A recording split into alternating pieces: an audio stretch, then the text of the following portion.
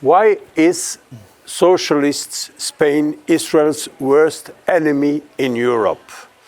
Welcome to this new edition of the European Report here in the European Parliament in Brussels. Relations to Israel continue to divide EU member states. In a survey sponsored by the European Coalition for Israel in 2024, we saw that it revealed that countries in Central and Eastern Europe tend to be much more positive towards Israel than those in Western Europe. In recent years, a small group of nations stand out for being especially hostile towards Israel, and among them, Ireland and Spain. In this edition of the European Report, we are going to take a closer look at Spain and try to understand why the current socialist government, led by Pedro Sánchez, is taking such a hostile position towards Israel.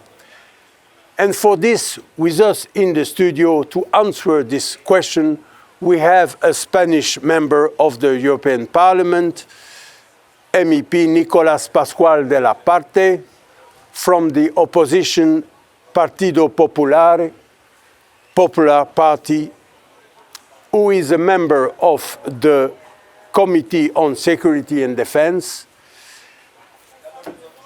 and Tomas Sandell, as always, founding director of the European Coalition for Israel, who commissioned the survey I'm talking about. Thank you both for joining me. Thank you very much. My name is Yossi Lempkowicz, and this is the European Report. Tomas Sandell, I will start with you. You have, as I mentioned, commissioned the vote ranking in 2023 and 2024. It was the first time that such a ranking was made, and the results in both years were quite similar. Can you give us a brief summary of these reports and what they included? Thank you, Yossi, and a pleasure to have our friend from Spain on the program as well. Yes, it's true that until 2023, there were no scientific research that would have looked into how the different parties are voting in respect to Israel. So we felt that there was it would be interesting just to see black and white. So we hired one of the leading research agencies here in Brussels to do the work. And they did it based on the identified votes that had a relation to Israel, the security, safety and security of Israel. So not issues related to Europe, anti-Semitism in Europe, but specifically Israel. And based on these votes, they calculated an index as to how supportive a particular party was or how hostile. So what we see in this report is, on the one hand, a breakdown among party political groups, also the individual 160 at the time national political parties represented in this parliament, but they also then looked at specifically geographically at the nations. And basically two things are very visible here. Politically speaking, and this probably didn't come as a surprise to anyone, that parties on the center-right are much more positive, supportive of Israel than those on the other side of the political spectrum, on the political left. And to be concrete there, if you look at the top political group at the time, that was ECR, the European Reformists and Conservatives, and on the bottom side you have the left. When you look geographically, you also see a divide, which you was hinting at in the introduction, that countries in what we used to call Central and Eastern Europe, that in the past was under Soviet dominance, are much more supportive of Israel than countries in Western Europe. And as it relates to Western Europe, there's one country in particular that stands out, and that is Ireland, which is on the very bottom, not even close to the next one, with a percentage of 23.11. Whereas you have the highest one, which is Poland, which may come as a surprise to some, with 75.82. But the Visegrad countries are clearly more supportive than the European average. And if you look at Western Europe, you have countries like Italy, which is surprisingly positive towards Israel as well. And then to come to today's topic, Spain at the bottom end, not as bad as Ireland, and we need to dedicate a program to Ireland as they take the presidency in just a few weeks. But Spain and Portugal, for that matter, are less likely to support Israel, geographically speaking. But also there, and I'll end with that, of course, as we will see in this conversation, that even within Spain, there is a clear divide. And as we've heard so many times from friends, from especially Partido Popular, that people in general are very supportive, but as you said in the beginning of this current socialist government, supported by extreme left-wing parties, has been very hostile. MEP Pascual de la Parte, Spain, your country, seems to be a little bit of a dilemma. In fact, on the one hand, and the survey that Tomas Sandell mentioned showed that the party which is the most supportive of Israel in the European Parliament in 2023-2024 was the Vox party. Is from Spain, while Spain as a country is one of the most hostile EU member states in relations to Israel. For example, and this is my question, how do you explain that Spain was the last Western European country to recognize the state of Israel and establish diplomatic relations with Israel, which happened only in 1986, and it was, by the way, a prerequisite to Spain joining the then European Economic Community. By the way, I will tell you something very interesting, that at the time, 1986, I was the only journalist from Israel working for the Jerusalem Post who covered the establishment of relations between Israel and Spain. It was in The Hague between then Felipe González and Shimon Peres. And I was there, the only Israeli correspondent. So how do you explain this fact? Thank you. Thank you very much, Mr. Lempkowicz. I think I pronounced well your name. Yeah, absolutely. For inviting me to this broadcast. I think that here we have to be very clear and to distinguish clearly, as Mr. Sanders have just said, between the Spanish civil society and the Spanish government. Spain has very strong links historically and culturally with Israeli people. The Sephardites, they come from Spain, and they are one chunk of the Israeli society, very active and very constructive in Israel. I think that these shared historical roots we have to cherish and have to take care of them, because we are very linked. Well, I was very emotional when we went to Greece and I listened Ladino, which was the ancient Spanish spoken in the 15th century by Jewish, still there in Turkey and in Greece. And I could not imagine that so many people were able to speak this old Spanish language. I was really moved. I mean by that our common history, our common roots are something very important, and we have to take care of this.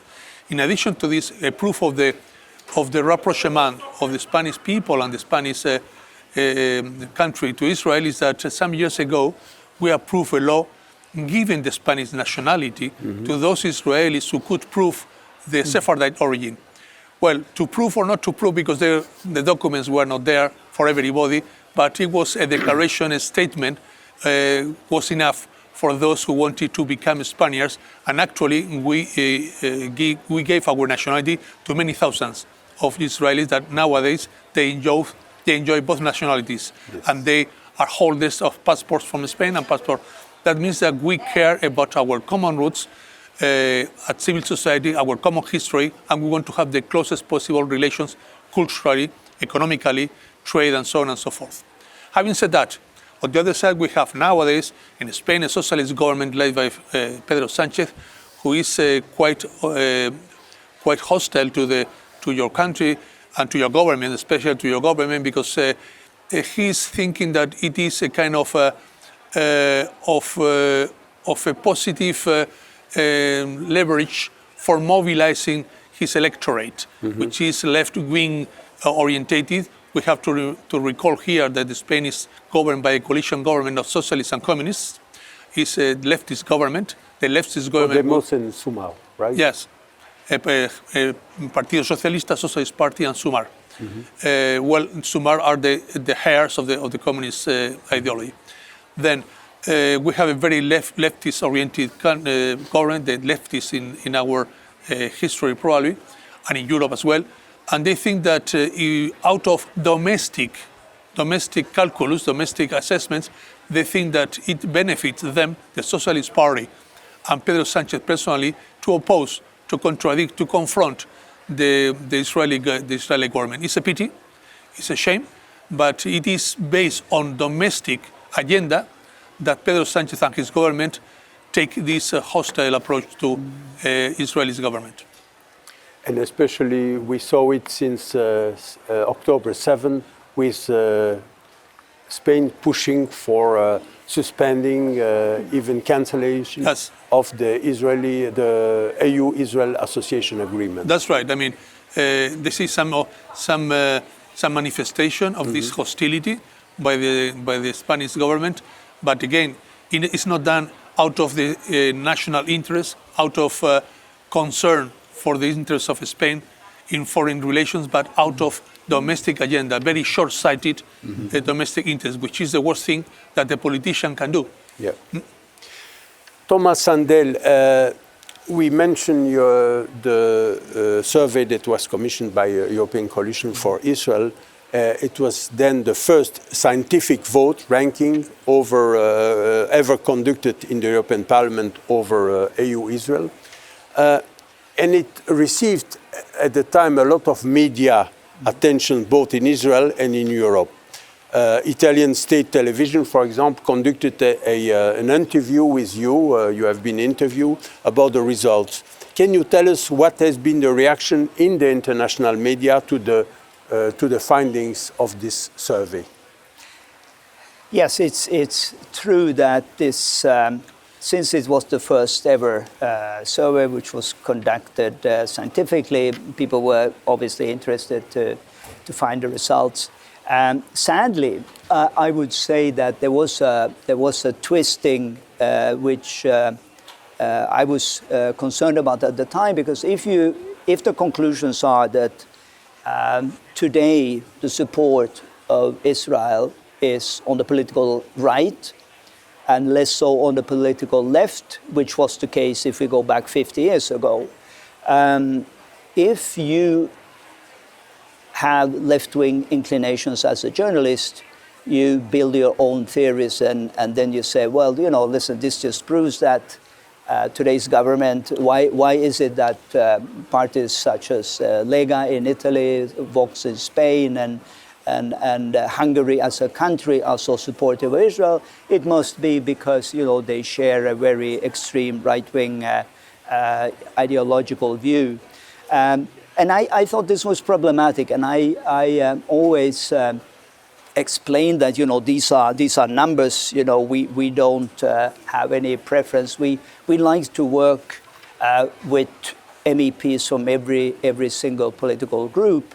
But the new reality is that the support for Israel, the understanding for Israel's situation is much higher on the conservative political right than it is on the left. And it also has very clear explanations that hasn't been so much studied until now. And we had a conference here just yesterday explaining anti-Zionism and where it comes from. And it was a researcher who was born in Soviet Union. Mm-hmm. And she said that this exactly follows the playbook of the Soviet communists already in the 1960s and in the 1970s, where they wanted to galvanize the global left with the anti-colonialist forces in the world. And they said, well, this is a good way of doing it. We explained that, Israel is racist, Zionism is racism, and this become part of the vocabulary of the global left at the time. And so that means why this is nothing that has just happened over the last few years, that the political left has become more anti-Israel. This goes back, it has been inherited. And I think this is, for some in media, it's a difficult pill to swallow, to say that, what they consider to be like an anti-colonial struggle is actually something that goes back to Soviet Union time. And that also explains why people who appreciate freedom, democracy, good relations with the United States, that acknowledge our Western Judeo-Christian heritage, also automatically subscribe to Israel. And I think the best example is your former Prime Minister and party chairman of Partido Popular, Jose Maria Aznar, who said, if Israel falls, we all fall. Mm. MEP Pascual de la Parte, for many years there was widespread support for Israel in Europe. We saw it after the creation of the state. But after the Six-Day War in 1967, things have changed. And general attitudes in many parts of Europe have become more hostile towards Israel. In recent years, the situation has become even more hostile. We saw it, especially, as I mentioned, since October 7, 2023, but also very polarized, not only in Europe, but also in the US. How do you explain this situation? I think that I share very much the assessment delivered by Mr. Sanders, but I think there are many factors coming to explain the change of attitude of the European countries vis-à-vis Israel. One of them is the one that Mr. Sanders has put forward, to identify Israel as a colonialist power, a racist power, and the Palestinians as the colonized one, and the Goliath against David, and everybody wants to be in favor of David against Goliath. Ireland, for instance, is a small country of Europe, and history of independence from the UK. They identify historical parallelisms between the Palestine people without the state and the Irish people without the state as well. And you have to understand these historical parallelisms, or Finland, probably from another point of view. But this is one factor. The second one is perhaps that for the left in Europe, across Europe, to identify Israel with the US foreign policy was also an advantage for them. Yeah. One, if you cannot attack the big brother, you attack the small brother. It's not the same as, the Iranians say the big Satan and the small Satan. But for the left in Europe, across Europe, to put in the same sack the US and Israel as capitalist, imperialist powers was a simplistic way of approaching things that very, very didactic for their own followers. The third factor is that obviously when Israel was founded in 1948, it was founded on the basis of the kibbutz, where socialists ran small communities, and the left in Spain, many leftist politicians even went to the kibbutz in the summer in order to work free of, for nothing, in this kibbutz as a way of solidarity with the Israeli people. this changed in the 60s and 70s.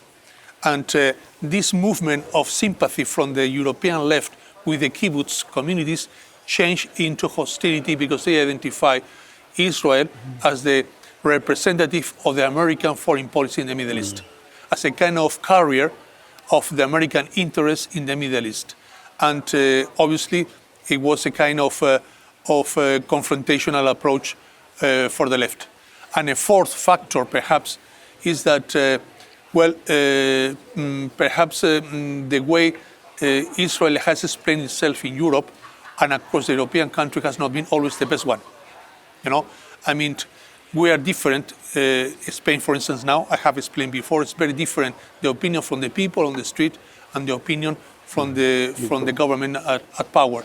Then you have to distinguish that and not to make a kind of broad approach, enemies, friends, because you have a lot of friends in Europe and you have a lot of friends in Spain. And let me tell you one thing, here in the European Union, I would advise you not to rely on extremist groups, even if conjuncturally they support you. Your best friends here and your permanent supporters is the European Popular Party, the EPP.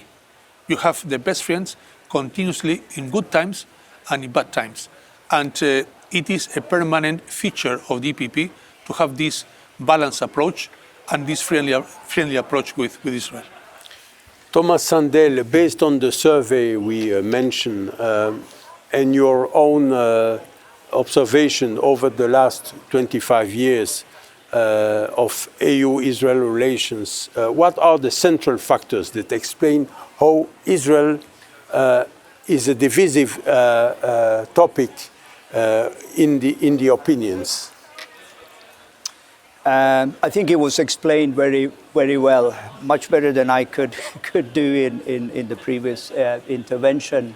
I would add perhaps one additional factor, and that is the European divide. On the one hand, we have what we call traditionally Western Europe, and then we have the new EU member states who have a very different history going back the last 50 years, having lived under totalitarianism, having been in situations where PLO and the terrorists were trained by the national intelligence services, say of Czechia or East Germany or other countries influenced by Soviet communism.